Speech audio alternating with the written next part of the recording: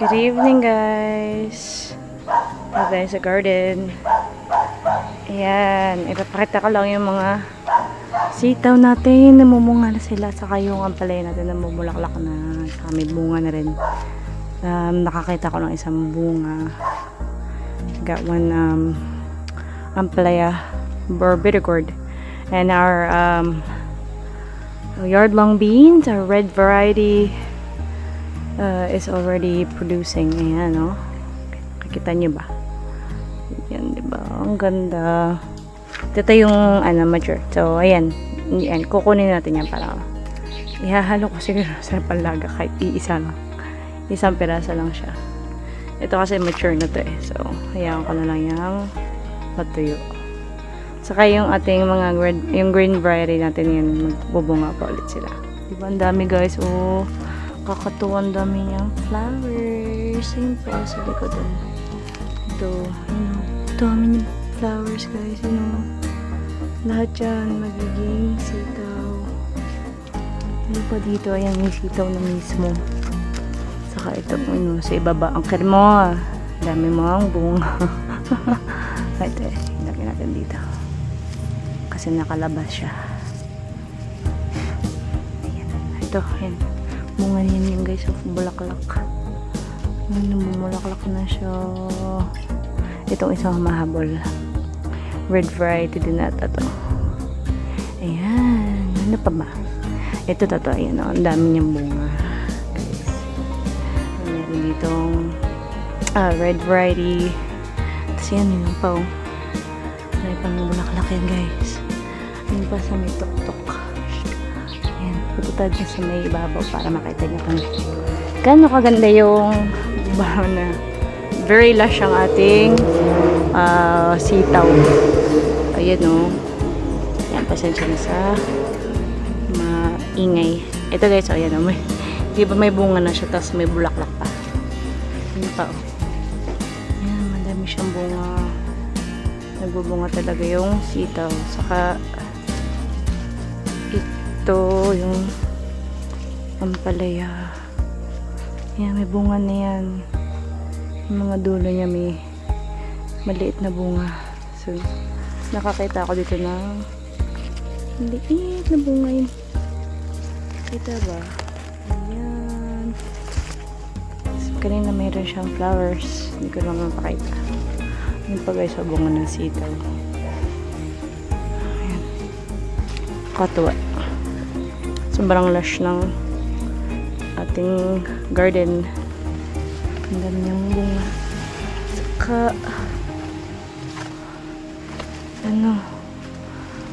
mag-start na sa talagang nag-produce. Ayun, ang daming bunga nito. Yung vine na to. Dalawa. Oh, ay, sorry. Ito pa, oh.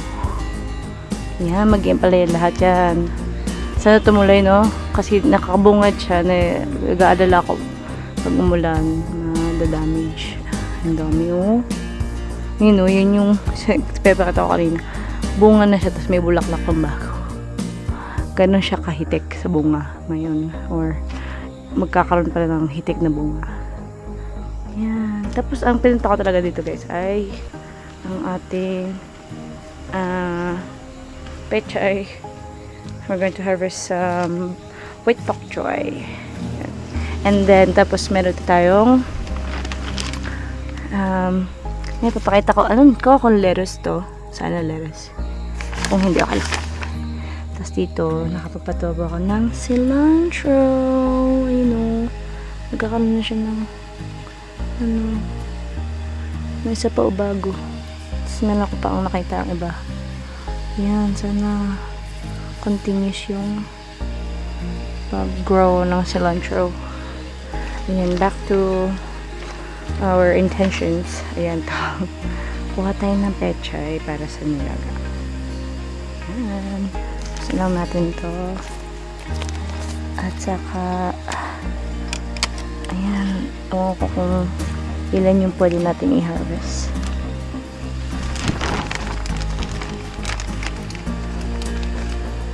Ayan guys, diba? Ang gandang tingnan. Ayan. Okay. So, set up ko lang para makapag-harvest na mas maayos. Ayun, actually gabi na guys. Hindi lang talaga ako nakapag-harvest. Ayan, meron tayong mga pwedeng pitasin. Lalo na to, oh. Very big. Kunin natin. First harvest. Thank you, Lord, sa biyaya.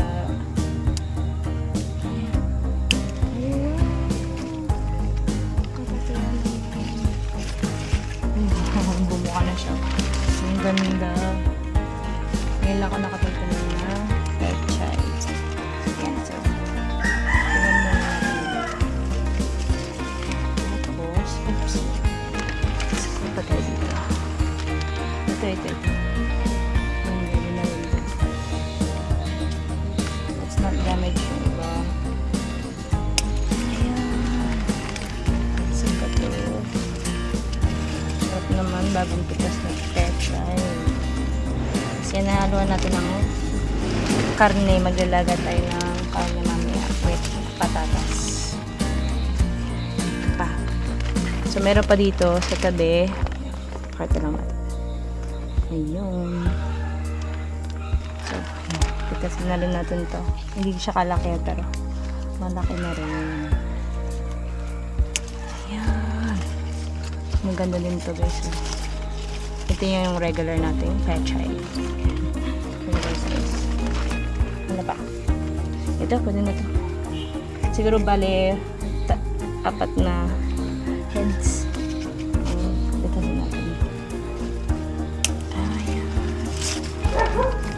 Gusto kakatuwa. Ayan. Pagka lumaki na yung iba nating pechay, pitasin na natin para ihalos na talaga kahit di sila masyadong malaki kasi wala naman tayong choice. So pag hindi na makaibig sabihin, yun talaga yun. Mahaba na lang kasi sila eh. So ito na guys ang harvest natin ng ating pechay. Ito kalash. Napuno natin lahat. 4 na puno. Okay, dahan-dahan. Ayan. Pechay guys. Ayan. Katuwa. Ayan na yan.